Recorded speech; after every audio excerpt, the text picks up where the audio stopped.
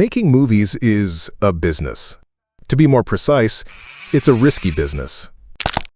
A lot of money, jobs, and lives are put on the line before anything gets onto that big-ass screen, and sadly, a lot of those lives ranging from cast to crew have been lost while on set. Most of these deaths could have been avoided, but due to ignorance and morally gray business decisions, here we are today about to remember the names and faces of those lives cut short. First up, we have the 1982 Twilight Zone tragedy that claimed the lives of actor Vic Morrow and the child stars Renee Shin-Yi Chen and Micah Dinley. While shooting a scene that involved a helicopter pursuing Vic Morrow across the river while he carried the child stars on his arms, one of the chopper blades got caught in the blast radius of an untimely explosion of a set village. The helicopter went on crashing onto Renee Shin, with its blades decapitating Morrow and Micah, killing them instantly. As investigators were brought in to examine the crash, they discovered that the children's mere presence on that set had been illegal, with child labor law regulations prohibiting children from working at that late hour. Furthermore, it was uncovered that the director, John Landis, neglected to tell the casting agents and the children's parents that the kids would be working near explosives. However, despite having all this evidence on the laws broken while shooting this film, all parties indicted were acquitted of all the charges, including Landis.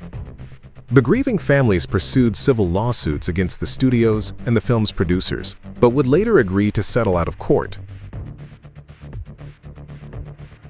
The 1983 on-set shooting of star Brandon Lee while filming a scene for The Crow was another preventable accident that sent shockwaves throughout the industry.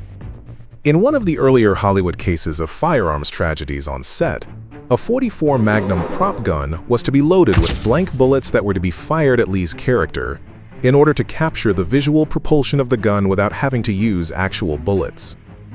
Everything was staged out perfectly, and the sequence soon commenced, but tragedy would strike the set when a live round was fired from the gun, hitting Lee in the abdomen. He was rushed to the hospital where attempts to save him were futile, and after 6 hours of emergency surgery, Lee would be pronounced dead. Upon investigations, it turned out that the .44 Magnum prop gun used for the scene had a fragment of a dummied bullet from a previous scene still lodged into it when they loaded up and shot out the blanks. The fragment was expelled with the force of a live round, striking Lee in the abdomen, fatally wounding him. The case has since become haunting considering the film's storyline and Lee's very own history, where his father, Bruce Lee, died of mysterious circumstances amidst the shooting of his last film, where he shockingly played the role of an actor who got shot on a movie set. Next on the list we have Steve Irwin, the Crocodile Hunter. Goddamn Crocodile Hunter is gone, children. He's gone. Fuck y'all, that motherfucker was the shit. A fearless wildlife expert with enough footage to back up that claim, Irwin rose to prominence with his Crocodile Hunter series, where he educated the world about wildlife and the much-feared reptiles such as snakes and crocodiles. We often saw him getting dangerously close to this dangerous animals without even breaking a sweat. So while filming underwater snorkeling shots for his daughter's then upcoming show Bindi, the Jungle Girl, things would go horribly wrong when a short-tailed stingray underneath him would, without provocation, lash upwards with its tail and pierce Irwin's chest with its barb, at least hundreds of times in seconds. According to his cameraman, one barb punctured his heart, causing fatal trauma almost instantly. Irwin was declared dead upon reaching shore, with the entire incident being reportedly caught on camera, but per Terry Irwin and network executives' wishes, the footage has since been destroyed, along with any chances of it getting released. Next up, we have the highly publicized recent on-set shooting of cinematographer Halyna Hutchins. A low-budget indie western involving a church, Alec Baldwin, and a shitload of guns, Russ became a subject of media coverage when the cinematographer of the film was shot on the set while they weren't even filming. During a camera rehearsal inside a small wooden church set, the movie's star Alec Baldwin was practicing drawing a Colt .45 revolver from a shoulder holster, while the crew was working on framing the shot and camera angles, not actively filming. The assistant director Dave Halls handed Baldwin the revolver, reportedly yelling "cold gun," meaning it was safe and did not contain live ammunition. But surprise, surprise, the revolver did contain a live round.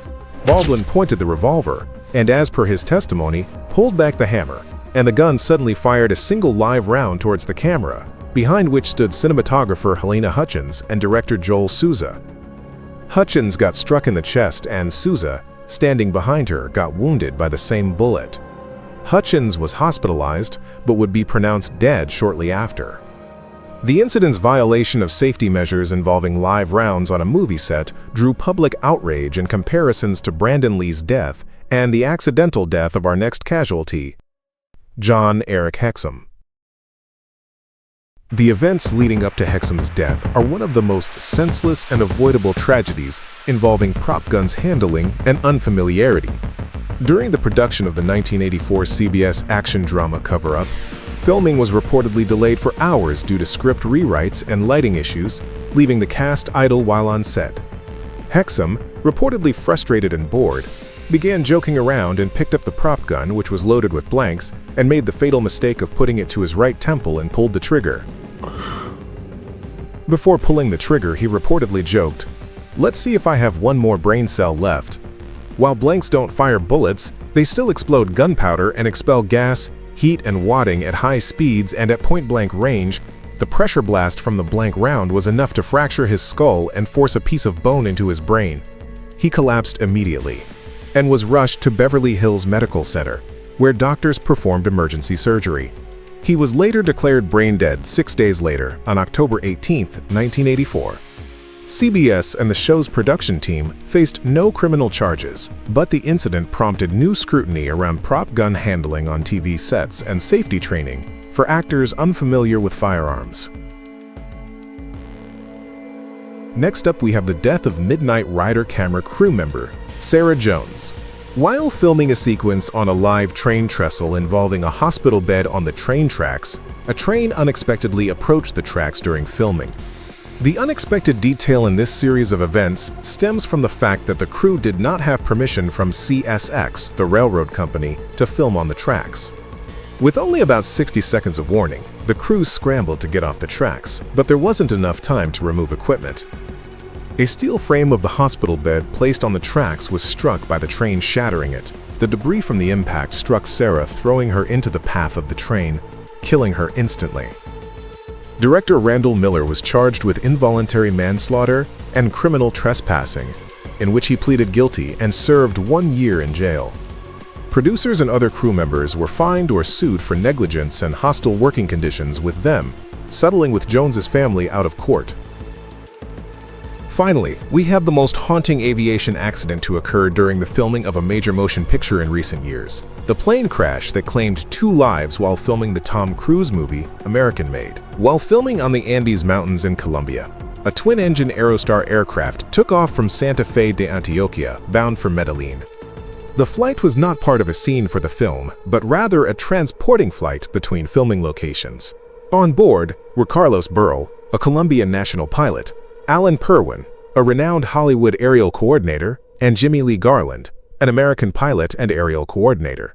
The weather was reportedly turbulent, and visibility was low, and before they knew it, the plane crashed into a mountainous region. Both Carlos Burrell and Alan Perwin were killed instantly, leaving Jimmy Lee Garland as the sole survivor, but not without sustaining serious, life-altering injuries, including traumatic brain damage and multiple fractures.